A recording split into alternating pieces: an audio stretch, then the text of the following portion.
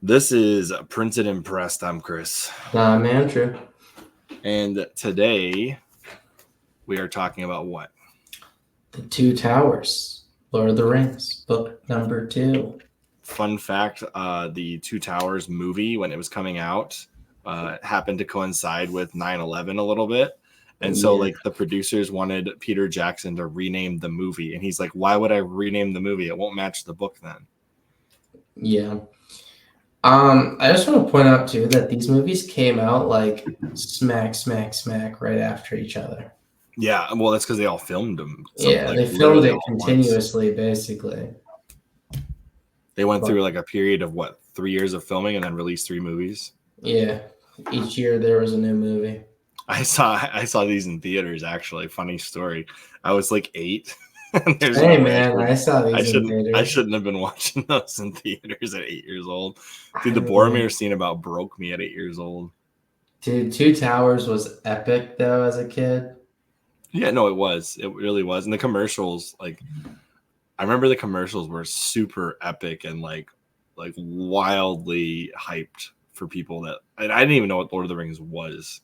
So this was like, I think this was more hype than all the Harry Potter movies, frankly.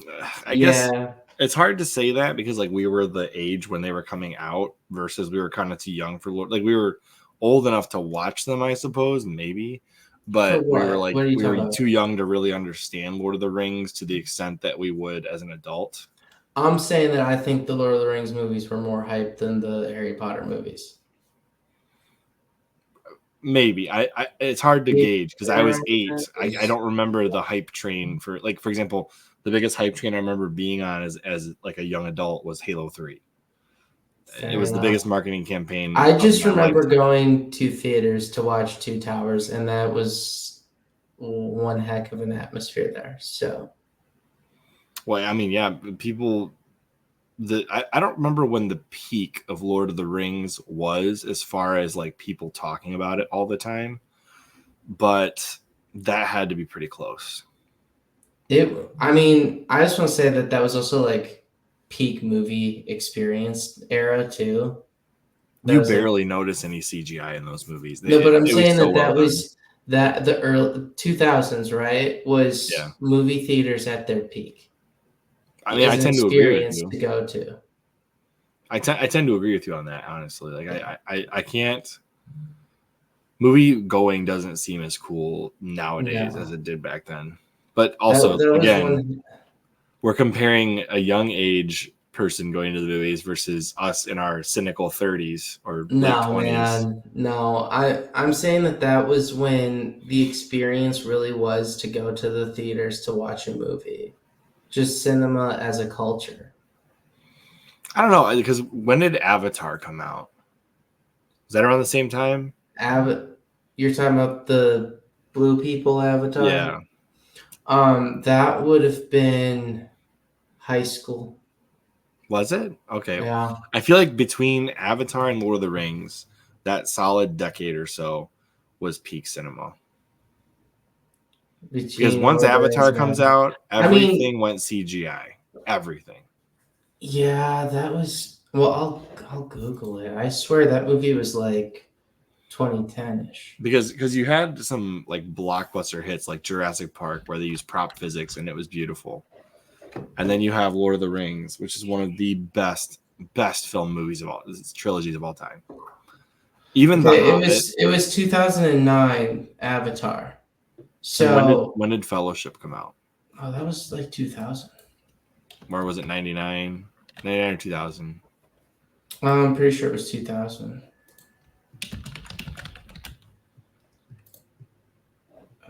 Anyway, I think Fellowship of the Ring was 2001, I guess. Okay.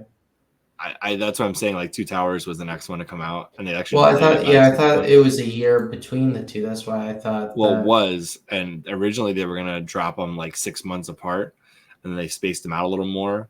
And then the Two Towers they wanted to rename because of the Twin Towers as part of 9/11. Yeah. Peter Jackson was like, no. But yeah, that's what I'm saying. Like, that era right there. I still think back, and there's so many good movies between 2000 and 2010. I think most of the best movies in my childhood came out. Yeah. I mean, when did even Dark like Knight trilogy come out? Wasn't that the same time period? yeah. I mean, then you also had I we're personally will. deviating right now I from know, the topic, but this is important. I yeah. I mean, personally this think, is Transformers too. which was heavy CGI, but Almost it was good. almost all the Harry Potter movies. Most of them, yeah. I mean, yeah, there's tons of things from this I era. would definitely say that. Wait, where was I going with that? Oh, literally the best trilogy of superhero movies ever was the Dark Knight trilogy. Iron Man. Maybe you could argue Spider-Man, the original with Iron Tobey Man. Maguire. That's not a trilogy. That's I the know, but Avengers it's multiverse thing. well, okay, but Iron Man really defined Marvel as a Okay, you're brand gonna have to Google again. this. I'm pretty sure Dark Knight came out first. It did, but well, Dark Knight's better. Iron Man is great. It's a good movie. I definitely let my kids okay, watch The Iron Dark Man. Knight is the first one. That was 2008. Oh, okay. That was later than I thought. Is The Dark Knight, right? That's the first one? Oh, Dark Knight's the second one. The first one was like Oh, Batman Begins. But yeah, is it? seriously, peak cinema, 2000 to 2010. I don't think there's been better movies coming out since that period of time. Unless it was the end cap on a trilogy that came out during the 2000s. Because you had the best prop physics mixed with some of the best CGI artists of all time. The very first Iron Man movie was 2008. Okay, so Dark Knight came out first. And It's before around the that, same time, though. That's all it I'm is. saying. No, I actually think those two are. I think Iron Man is probably the best of the Marvels, except maybe Captain America, the first one. That one was pretty good No. too. I like the first Captain America.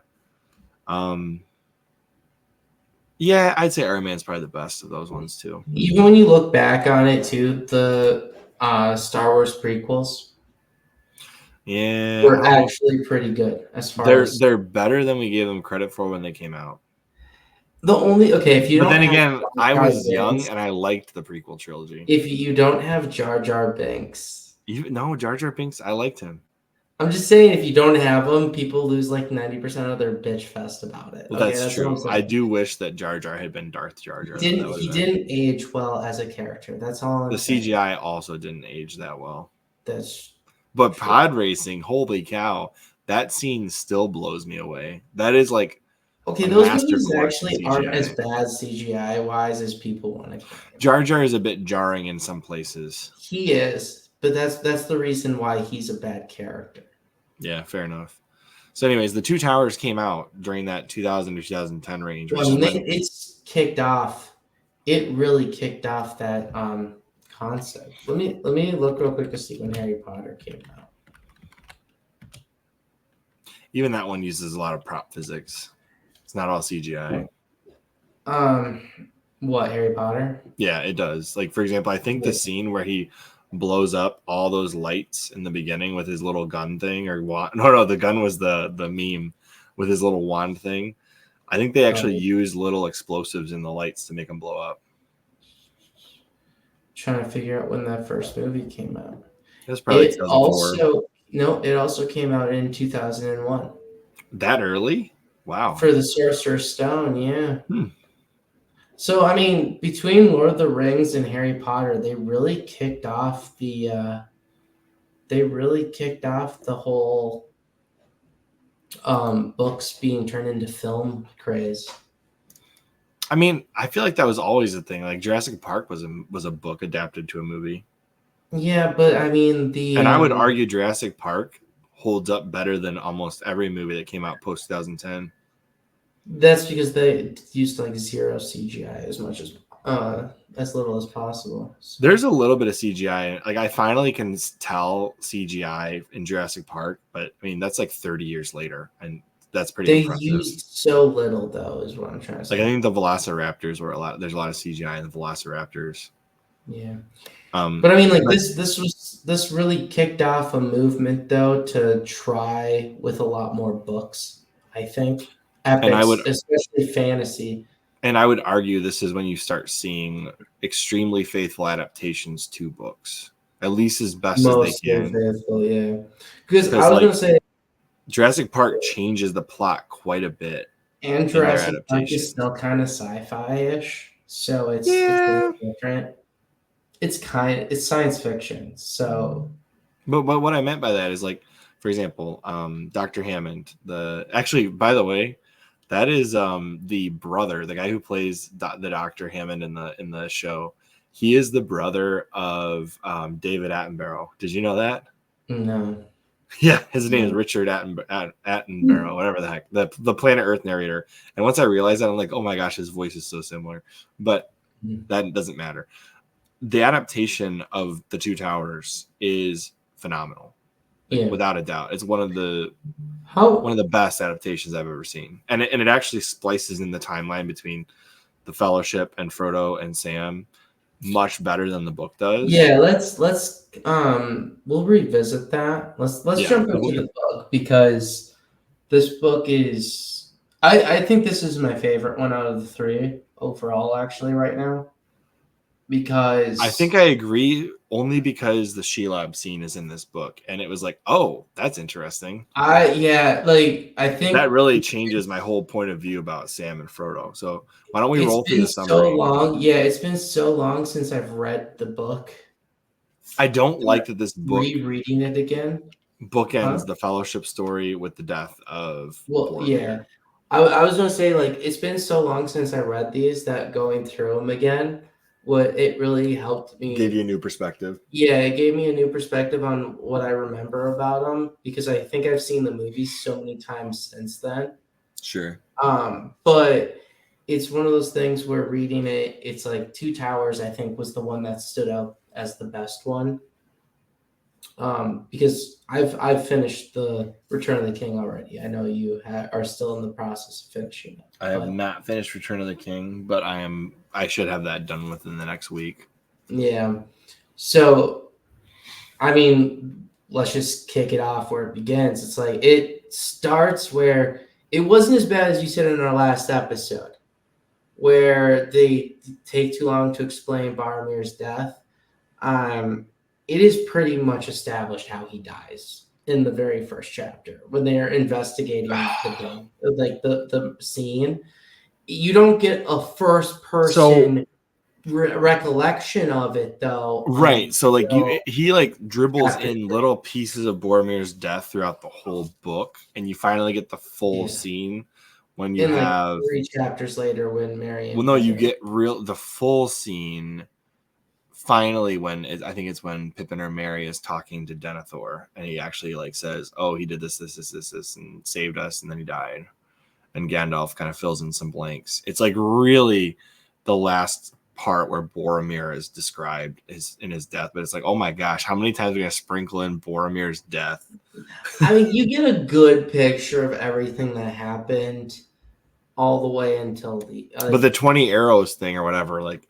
You don't get that until Denethor asks one of the 2 hobbits. I don't remember if it was Merry or Pippin, to be honest with you, but you never get that heroic death scene until he asks the hobbit to describe the death of his son. And then you get the whole, like, he took so many arrows to the chest before he died and this and that. It's like, oh my goodness. And so, like, having that scene physically in the movie makes a big difference than in the book where it sprinkles. I do have to say that is one of the things that the movie does very well, is how it ends the Fellowship. Yeah, the Fellowship has a great. It's like Peter Jackson has like the whole story, and really, the Lord of the Rings was never meant to be split up into 3 books. It was really meant to be 6 parts in 1 book. Well, here's the problem, and I'll say that this is the one weakness that Tolkien does have. And that is how broken up the story is based on where people are. Mm-hmm. Because the timeline is constantly shifting. Like, you read so far into the story under the one perspective of everybody else, and then you jump back in time and pick up with the other people. I think the book formats better if you alternate chapters between Sam and Frodo and the Fellowship. Yeah, I do think that it would. Which is what the movie excels at. So it leads up with Boromir's death, right? And you sprinkle it in, and then you roll through all the parts where trying to figure out what happened to Merry and Pippin. They roll through the forest, they find some orcs, they find all kinds of stuff happens. They wind up in Rohan, and that's when Gandalf essentially sorts through the King of Rohan's possession by Saruman through Wormtongue.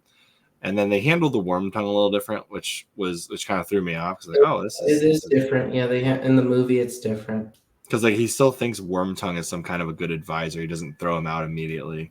And then Gandalf slowly shows him who Wormtongue is. Yeah. And then after the Gandalf scene with Rohan and everything else, then you end up in Helm's Deep. And Helm's Deep is so short compared to the movie. Well, you have to remember that there's no intention of going to Helm's Deep. Right, initially. The whole purpose is to go Even though in the movies, he absolutely says, let's go to Helm's Deep. Well, the women and children don't even go to Helm's Deep. It's literally just Saruman trying to have the king captured / killed. Right. But like you have it where they actually are going to wage war on Isengard. Right. That's where we are in this book. Is the king gets brought back. The whole purpose is now we're going to muster everybody and charge to war with Saruman directly, full frontal attack. Despite all of his character flaws, I feel like Theoden is a much more likable person in the books than the movies. Even though I really like Theoden's portrayal in the movies, I feel like he's a better. I think he's by far better character in the book. I think he's the best. He's one of the best characters. That is a, I guess that's not part of the Fellowship. Well, yeah. Eomer is pretty good too. I'm saying Eomer's awesome. He's way more important in the books. Yeah, his character is way better in the books too. I didn't like how he's banished in the movie. Yeah, it's kind of weird. Yeah, that's a whole odd pathway that Peter Jackson took. I'll be honest. He changed some of the dynamics of the characters to fit the movie. Yeah, I just thought that some of his creative decisions for Two Towers was odd. Just because I do like the fact that the goal is to go to war with Saruman directly in the book. I like the fact get lured into Helm's Deep essentially. That they're driven to Helm's Deep because they have to flee because the army that came forth was far bigger than they anticipated being a thing there. I don't have a problem with him adding the elves as like allies. Yeah, because I really feel like that was where the book was leading, and then it just doesn't happen. No, the book wasn't leading there just because it was one of those things where they needed the troops that could muster themselves back together. I thought that the army that he was relying on got scattered by the one assault and everything kind of was a good play. I like how the Ents really do play a role in. Dude, the Ents were they were pretty sweet. They're better in the book, man. The Ents are way better in the book.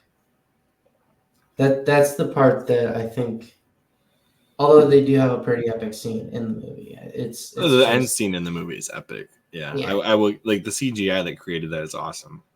But I'm just saying that their overall role in the book is by far better. It is expanded version of it. If you like Two Towers as a movie, I think you like the book more. Yeah, overall. I would tend to agree with that. Just because some of the best characters are expanded and enriched. One thing you don't get as much in the movies as you do in the book is Frodo's level of mercy for Gollum. I feel like it's much better portrayed in the books, whereas there's almost like this obsessive caretaker role that he plays in the movie where he's like, we got to take care of Gollum and he's helping us. And it's not like a mercy thing where he feels like, oh my goodness, the ring has distorted this person so poorly that we should show them mercy. And that mercy is what leads to, all that happens in Return of the King with Gollum. No, that's one of the things I did. Also, we haven't gotten there yet, but I guess we're getting there now. One of the things I did not like about the movie is bringing Frodo to Osgiliath. Oh yeah, because that doesn't happen in the books. Does not happen in the books. It almost makes Faramir obsessively different with his wanting approval of Denethor. It's a weakness to Faramir's character, in my opinion. It is because he wouldn't have done that. Yeah, once I read the books, it's like, oh, he wouldn't do that. Yeah, it doesn't distinguish him as like the extreme man of honor to the point that he was like, I already promised that I wouldn't do this, you know? Right.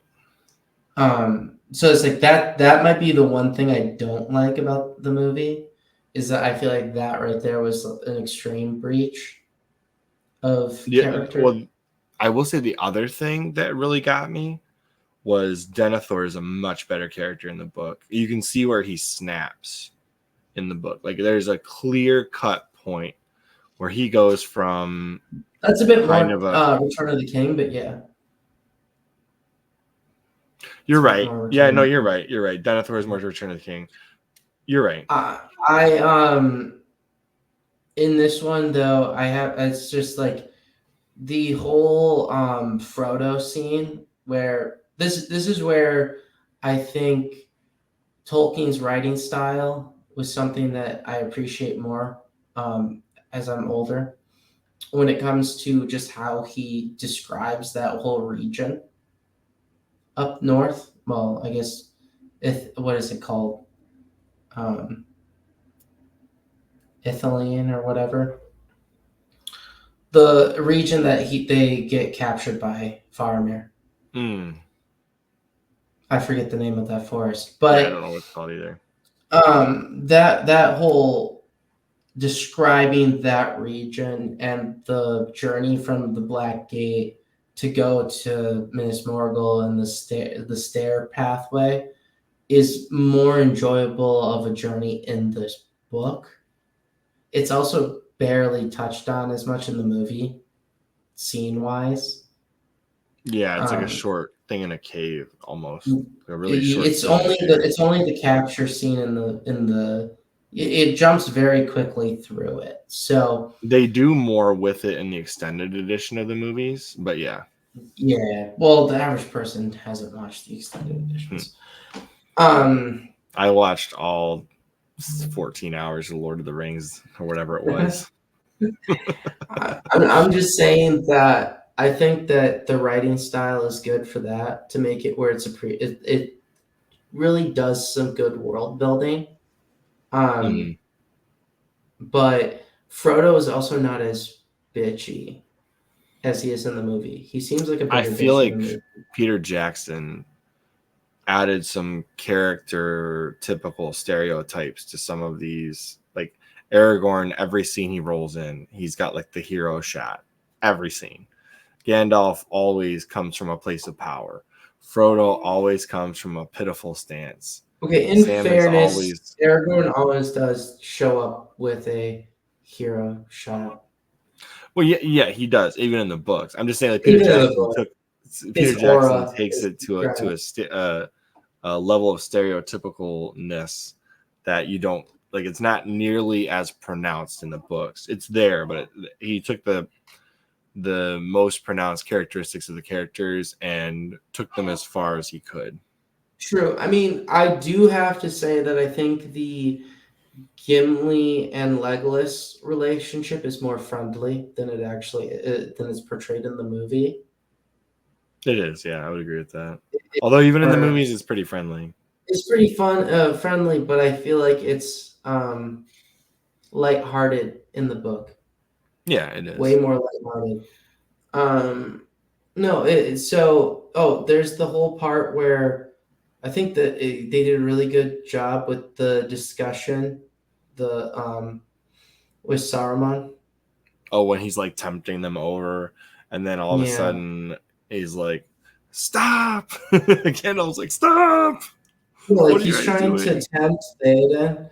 And Theoden can see right through it. Yeah. Yeah, I mean, Theoden has one of the best lines ever in that moment, which is like, I wish that was in the movie, but it's just like Theoden never even crosses really with Saruman. Yeah, I wrote down. or were you 10 times as wise, you would have no right to rule me and mine for your own profit as you desired. Like that line alone was just like, damn, good job, Theoden. You tell him. But I do like the dichotomy between Gandalf and Saruman and how they use their given powers or charisma, whatever you want to call it. Because Gandalf never like truly casts spells or does anything that like a traditional wizard does. It's almost always used for empowering an individual who just needs that little bit of help.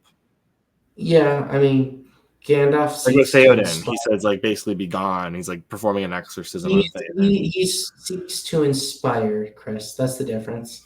And even when he's in battle, yeah, the only time you see him using like his power, like the power he uses is in like not Minas Tirith. Yeah, Minas Tirith, right? When they're in the caves and he like shines his light. Like, that's the only like real magic you see Gandalf truly use in the books.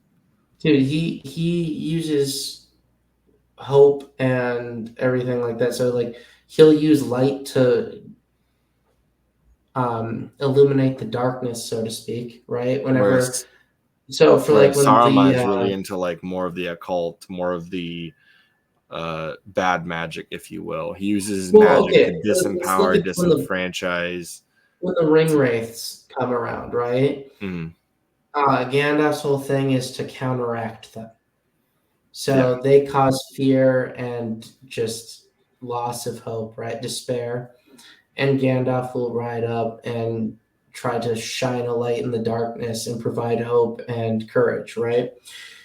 While in contrast, you have Saruman over there who's trying to just make people feel stupid as though they should give up all of their own gumption, all of their own initiative, and just trust him because he is so much smarter than them.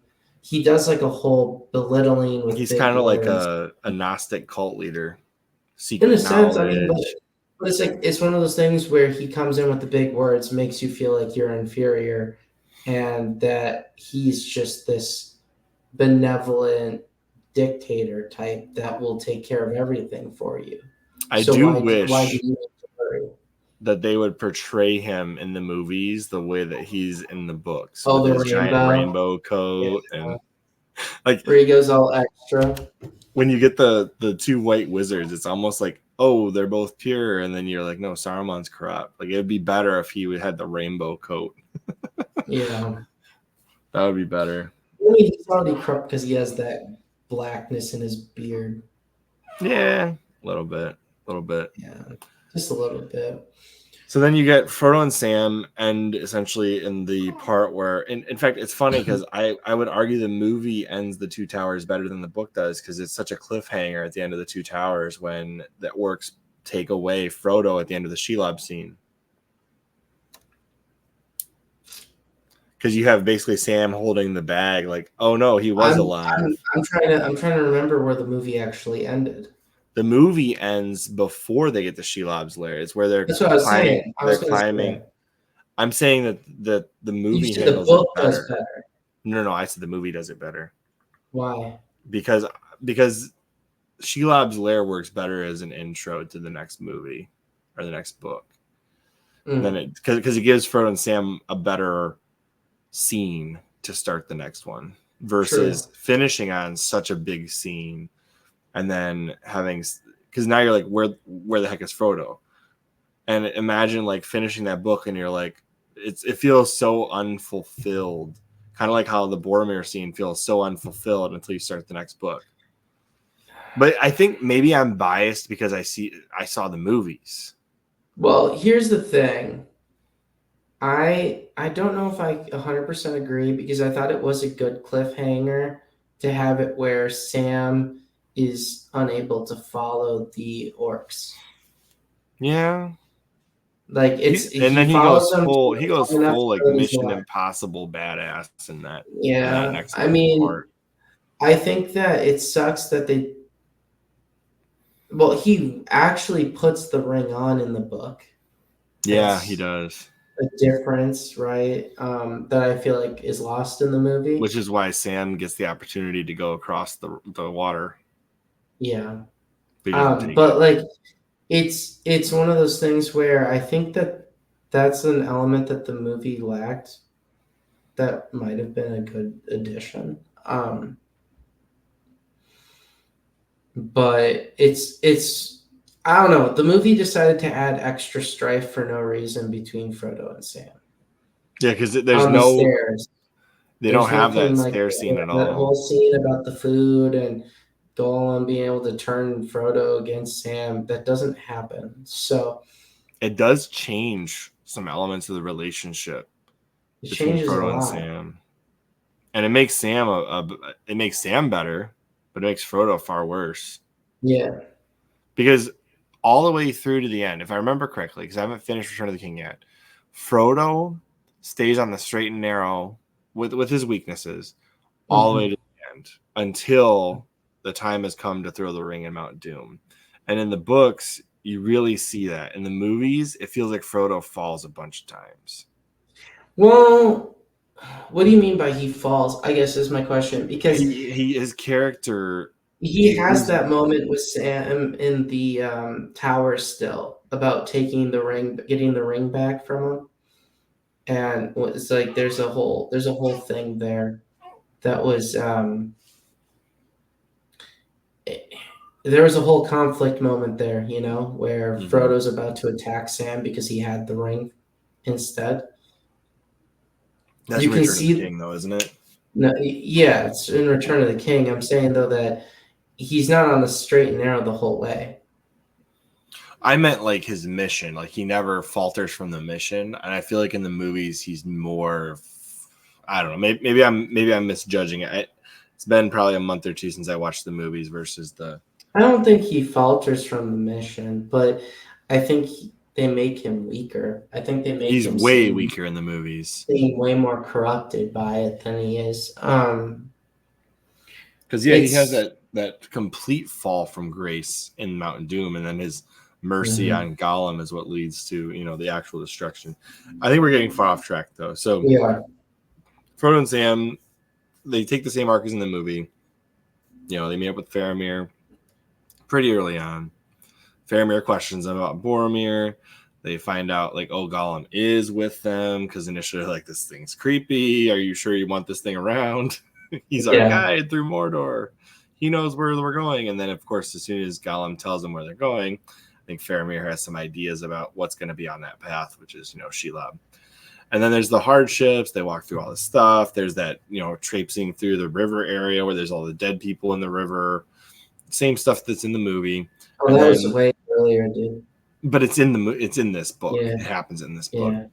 And then as you get through it, at the very end, like we said before, Sam fights off Shelob, and then the orcs take Frodo where Sam thinks he's dead. I can't think of a whole lot of scenes that are more than just descriptions or character development for Frodo and Sam in that journey. I mean, they do have that discussion about the corruption of men who have fallen into the group with Mordor, and he's like, why on earth would men fall into the same team as Mordor? Because it's leads to their own destruction. It makes no sense. Yeah. No, there is one scene though that's in the books that really doesn't come out in the movies, and that's Pippin and Merry when they're in the orc camp, and you can see the huge distinctions between the three types of orcs. The Uruk-hai, the regular orcs, and the goblins. And you really can see one of, I don't remember which one's which, but the Uruk-hai really don't want to eat Merry and Pippin. The orcs kind of do, or maybe it's the other way around. And then you have the ones from the tower, right? So it's the orcs are all different. It gives some character to the orcs. Yeah. Instead of the looks like meat's back on the menu, boys. Hey, that was a great scene. It is, but it's that's a totally different characterization than what you get in the books. Yeah, I mean, I enjoy the Merry and Pippin story arcs a lot. I think theirs are pretty good. They shine in the books really well. I mean, they're still good in the movies, but they shine. Well, they're a little bit of what you'd call a Greek chorus in the movies. Yeah. They're used for comedic relief more often. But they also do very important things. They do. Where I also prefer the way the book handles the Plantier, the looking into the Plantier. Oh yeah, that was really cool. Because the way the book does it is much better. Where they're actually on the road still, and then it starts everything in motion. Yes. There's no like celebration with the victory or anything. They're literally just coming back from talking to Saruman. Right. And it's like, okay, we're in next phase. There's no rest for the wicked here. Like, is there any particular scene that we haven't discussed already that you think we need to get into? Aragorn's decisions happen in this book about going to the if I'm not mistaken, aren't they, or is it early in Return of the King about where his other north guys come and meet up with him, his other rangers? About the army of the dead? No, the rangers, about how they come and bring him the vision and everything about how he needs to take the road of the dead. Because I think that that's in Return of the King. Is it right away or the like early? It's pretty early in Return of the King, yeah. Okay. Yeah, I don't think that's in Two Towers at all. Okay, it blends together because I'll say this about the way that this is written, and that is that the timelines really blend together because you're constantly jumping forwards and backwards. The Two Towers is one of the most perfect bridging books I've ever read. Where you bridge an opening with a closing. Yeah, it's pretty good. I would say though that, like, going back to it again, I think the Faramir scene when he's like finally figuring out that it's the ring, I think that is a huge moment. It's a huge character development for him too. It is a huge character moment, and it shows how much of how it also smart just he is. Displays what real wisdom is. Yes, yeah, wisdom. That's a better thing than smarts. Yeah. Yes, yep. It displays what a true wisdom. I guess what a wise leader of men is, even in combat. Like, he knows that all emotional pleas would be for him to take this ring and try to use it for whatever. And he's willing to look beyond his emotions and use wisdom and logic. Yeah. Who do you think is I feel like in each book I have a different favorite character. Okay. So when you say each book, you mean each part, right? Not book. Yeah.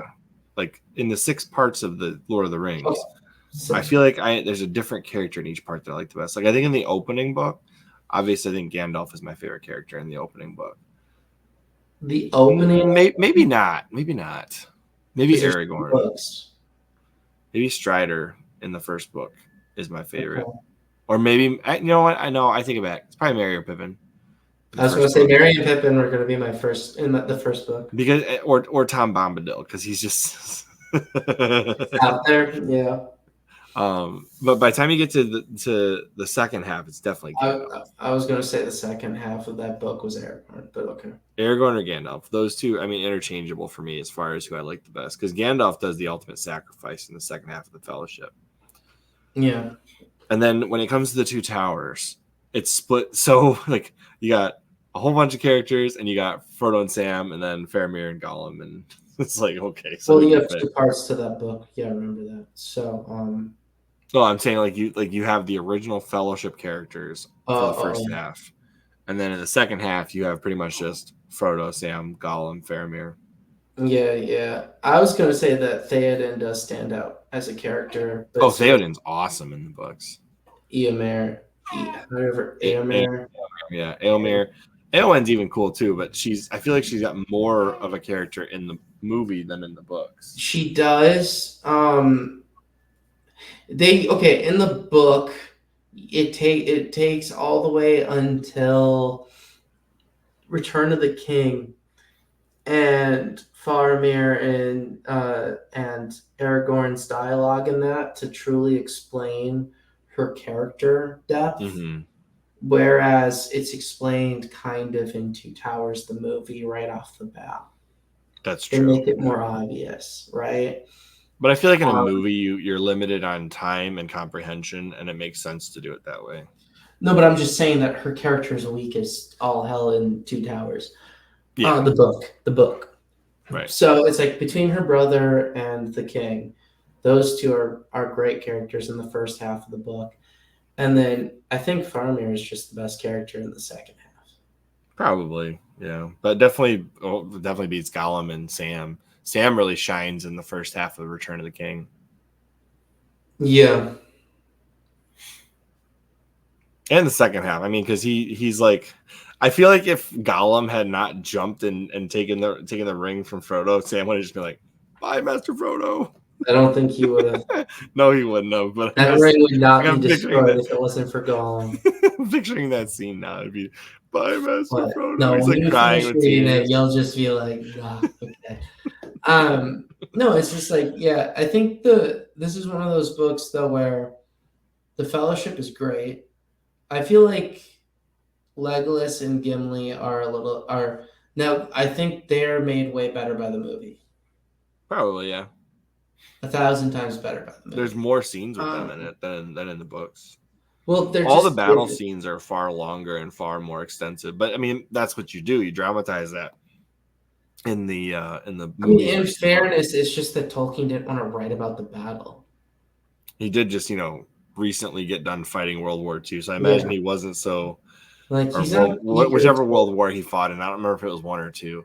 One. But he's not that eager to write long battle scenes, okay? Like right. The time does transpire in it. That is what the movie does depict. It's just showing you that the battle is a fever pitch the entire time.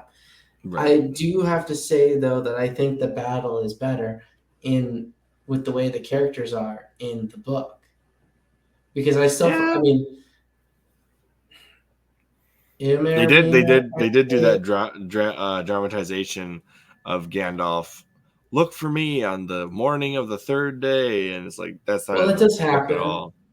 That happens, but he doesn't say any of that. Like, he doesn't say it in advance. No, he also doesn't say. What was the other thing he doesn't say that is in the movie but not in the book? It's like something like, was it the "you shall not pass"? He says you cannot pass. It's more forceful. But anyways. Yeah, I mean that's not that important in this. No, it's at the end of the day. No, it's not that important. But no, it was just different because the army managed to organize and come to the aid of Helm's Deep type of thing. And the trees. I think that's the big thing, is that the trees. Didn't the trees show up in the extended edition? I thought they did. The trees, like taking them in? Like the forest growing in or something. I thought. Yeah, they did in the extended edition. Yeah. So in fact, they have the Ents telling the trees to. Are you talking about when the trees kill the orcs? Kill the orcs at Helm's. Oh yeah, that is in the extended edition. You see the orcs running out of Isengard, and then you hear like twigs snapping and like bones breaking, and they're like, ah! It's like, oh my gosh. But the whole honestly, the whole book is pretty damn good. The Two Towers is better than I gave it credit. Oh, because I'll say this: the first book, because it's split into 2 parts, right? The first one is a very fast read, I think, because it has a lot of action throughout, driving you forward. The Frodo and Sam portion is a little slow. It is, but it is necessary. Like, after reading it again, it is necessary. But it has so much to appreciate in it. It really does. When you read it does. Now, I'll say, just as a sneak peek to my opinion on Return of the King, I do not find it the same way for Sam and Frodo's part after the battle of Minas Tirith and everything. I do not find it the same level of value. It's shoot, Moria. The mines. I said Minas Tirith earlier, but I meant Moria. The mines in Moria. He lights up. My apologies. Yeah. But no, but he does light it up at Minas Tirith too. He does. Yeah. He to run away the Witch King on the dragon, or whatever the heck that thing is. Well, the Nazgul, which is used to describe the beast and the rider. Sure. But Yeah, so it's just one of those things where there's a lot to appreciate. Plus, I forgot how far this book does go. It goes way farther than I thought it would. Yeah, it went much farther than I remember. So it was nice. All right, what would you say is your least favorite part in this book? The early portion of Sam and Frodo, when they're in those stupid mountains, because it's such a tedious read. Yeah. It's either that for me, or it's the time between Faramir and Shelob's lair. That one's not as bad. It's a little shorter. It goes much quicker than when they're struggling to get to the marshes and through the marshes. That's basically the whole part from where they leave the Fellowship to getting to the Black Gate is a slog. It is a slog. Yeah. What was your favorite part? It's only because the landscape is a barren piece of crap. So Tolkien's sitting there describing a barren piece of crap. Exactly, because he can't just describe it as being shit. He has to describe every little fleck of dust in the shit. So it was one of those things where when it's a bad environment, I don't need Tolkien to go full on describing all 50 shades of gray that are there in the landscape. That's all I'm saying. Fair enough. He does it though. Okay, so what would you say is your favorite part of the Two Towers?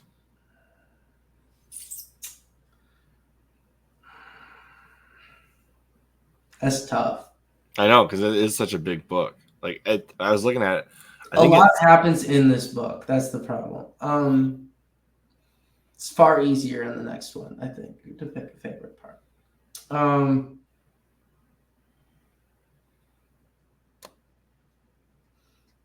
Honestly, I really like the scene where they're confronting Saruman. It is a good scene. It's between that scene and Faramir's part. I liked the part where Pippin and Merry convince the Ents to go to battle. Because it's like, oh, take me this way. It's like, well, what are you doing? That's not where our house is. And it's like you can tell it doesn't happen that way in the book. It doesn't happen that way in the book. Okay, no, you're right, because they just happen to be walking in the direction where the forest is being destroyed. Yeah. And then he's like, to war! Like, I'm calling everybody now. That chapter in the audiobook I was listening to is so freaking long because they actually did Treebeard's voice slowly like they do. They actually voted to go to war, I thought. Didn't they vote to go to war? Not initially. Oh, that's right. Quickbeam wanted war. What? Quickbeam wanted war. Yeah, one or two of them wanted it, and then they get to the edge of the forest and they're like, "What the heck happened here?" Yeah. No, the answer is just great in general, but yeah, I'm a fan of the confrontation dialogue with Saruman, and then also the Faramir scene. So I guess I picked a favorite from each part of the book. The Faramir scene is phenomenal. Yeah. It's just excellent writing. In fact, the more I read of this, the more I'm like, I don't know how I ever put this down when I was younger.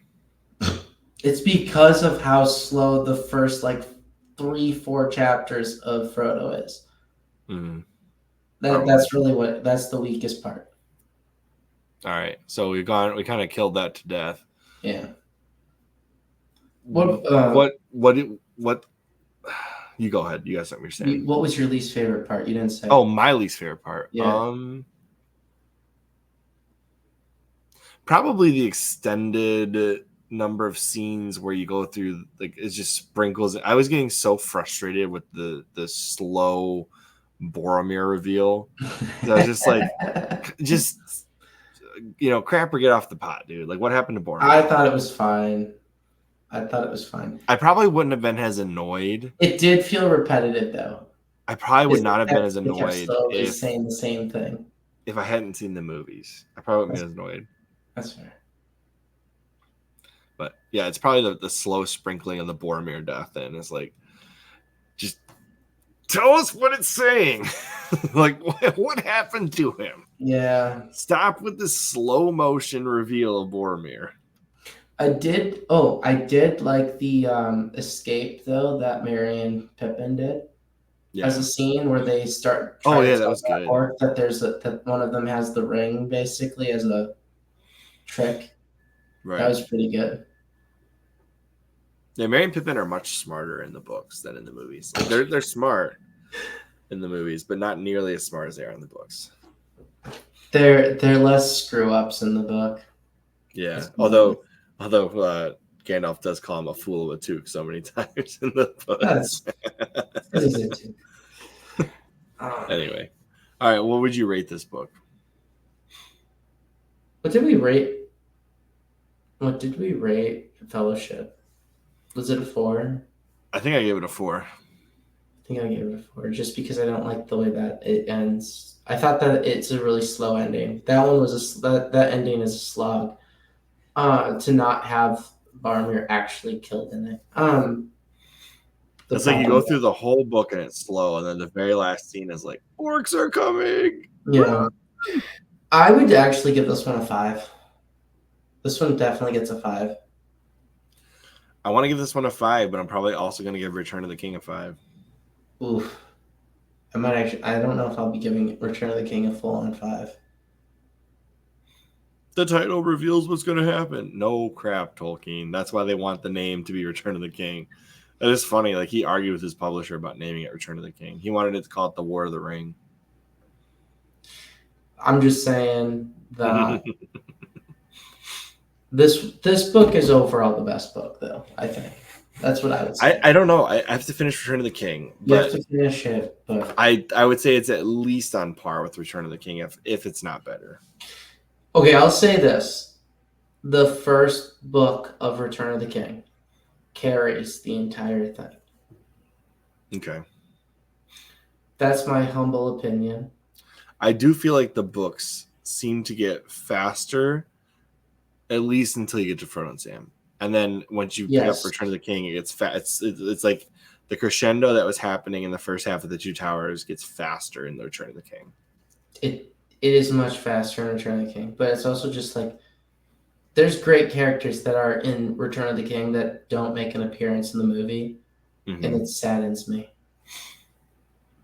Fair enough. Or like that. That will be that will be a discussion in the next. You're right. Next one. Okay. So what's your rating? 4 or 5? I'm giving this a 5. I think I'm going to give this one a 5 as well, but I might end up giving Return of the King as a 5 as well. Well, you can do that because we then have the follow-up episode where we talk about all 3 of them. And True. Then put them in relation to each other. So, but one other thing is like I like how in this book they had a couple good points that were made. So trolls, for example, were described as being made by the enemy to mimic Ents, like orcs were for elves. Interesting. And then there was also another part where Sauron has thought the company intended to do what he would do, use the ring and overthrow him and establish a new ruler. So the concept of destroying it and the role of king never occurred to him. Well, yeah, because Sauron just assumes everything, like absolute power corrupts absolutely. That's what he assumes.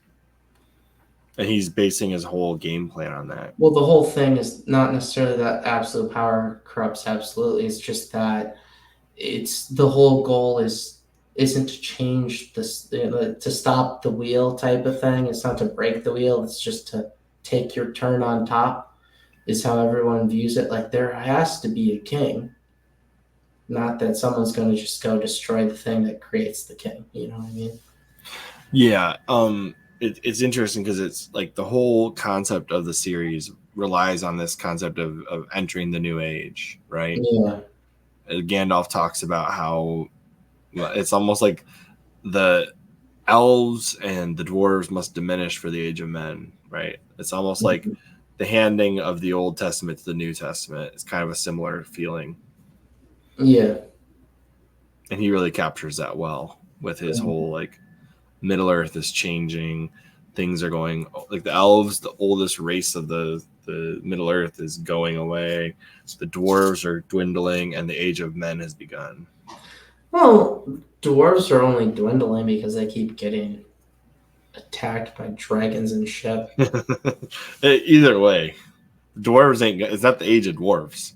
There will never be an age of dwarves in Middle Earth. Well, unless the Rings of Power somehow do that, but this is unrelated, but related, just because Tom Bombadil's in Rings of Power. I'm going to say the next one because it's technically related to the appendix. Okay. Of Return of the King. So I'll save it for the next. Do you know how many Lord of the Rings fans will go crazy if the Rings of Power puts in Tom Bombadil, as long as they don't screw it up? It's already been confirmed. Revealed. Right. No, yeah. I know it's been revealed. But if they screw that up, like they'll lose most of the hardcore Lord of the Rings fans. They already probably have. There's a subreddit with 80,000 people on it called Glorious Tom Bombadil. I still believe he's the god of the hobbits. Hey, I posited that theory and nobody agrees with us. I don't give a shit. He's the god of the hobbits. So The Two Towers, great book, great movie. Oh, let's just do a quick. Is there anything in the movie we missed that we would want to talk about real quick? I think we pretty much covered it all. Show up. We discussed that. Yeah. They don't actually send the women and children to Helm's Deep. We discussed that. They actually go to Wormtongue's entire fate changes. Oh, they don't kill Saruman in the movies. Or in the book, I mean. And then he goes and rages on the hobbits. Don't spoil Return of the King, but yeah. Yeah, that's a scene we can talk about later. You're right. But they don't kill Saruman in the books. In Two Towers. So he's left to go do something. They don't kill him in Two Towers. Okay, sorry. He doesn't. Wormtongue doesn't stab him, and then they both die like he does in the movie. And he actually doesn't stab him. He pushes him off the edge. Right, but that's a funny scene. No, he stabs him and pushes him off. He gets stabbed in the back. Because there's a whole thing where Peter Jackson is talking about how strange it is working with somebody like Christopher Lee, because he like tries to tell him how to act when he gets stabbed, and then Christopher Lee is like, "That's not how people act when they get stabbed in the back of the lungs," and he's like, "Well, what?" He's like, "Well, this is how they would react, and this is how it sounds," and it's like, "What were you doing in the war?" Like, what was your position?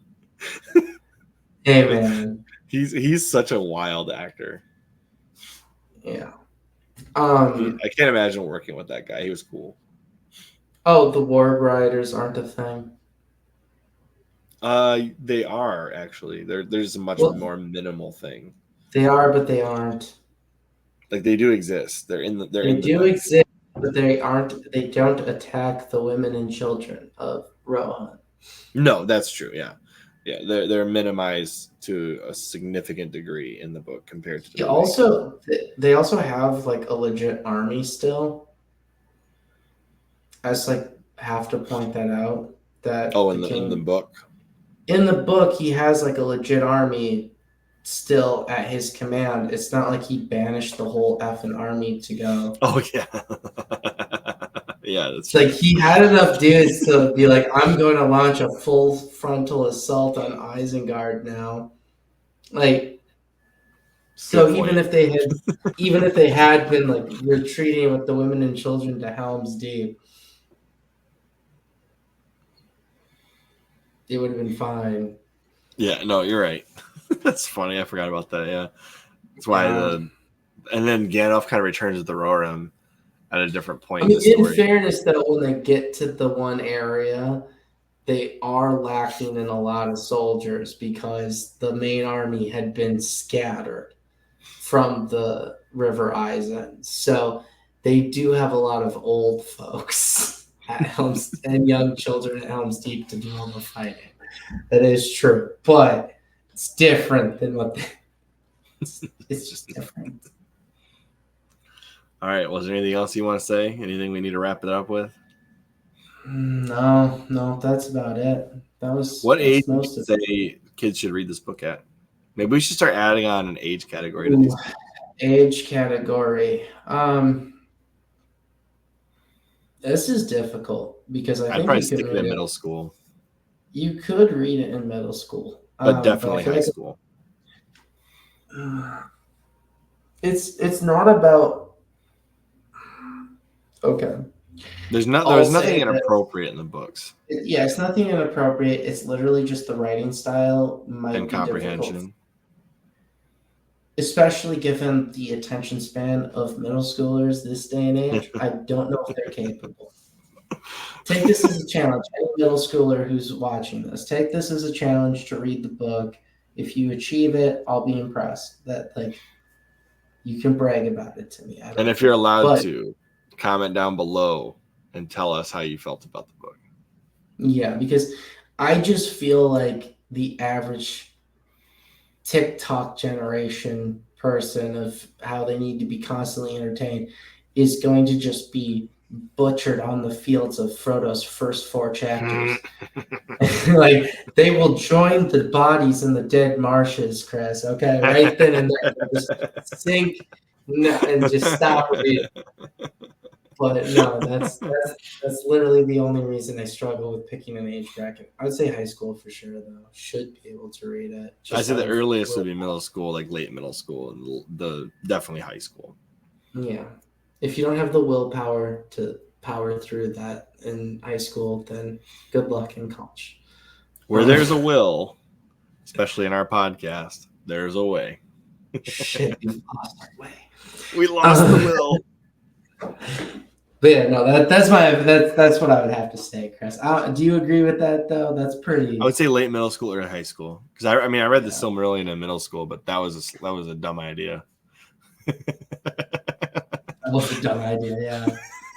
I did a book report on the Silmarillion in middle school because I was like, I'm gonna read this book before I read Lord of the Rings. I went on Google and I said which book occurs first chronologically, and it was like the Silmarillion. So I was like, I'll read that one first. I just love the fact that you never actually read through all these books before. Well, after I read Silmarillion, I was like, nope.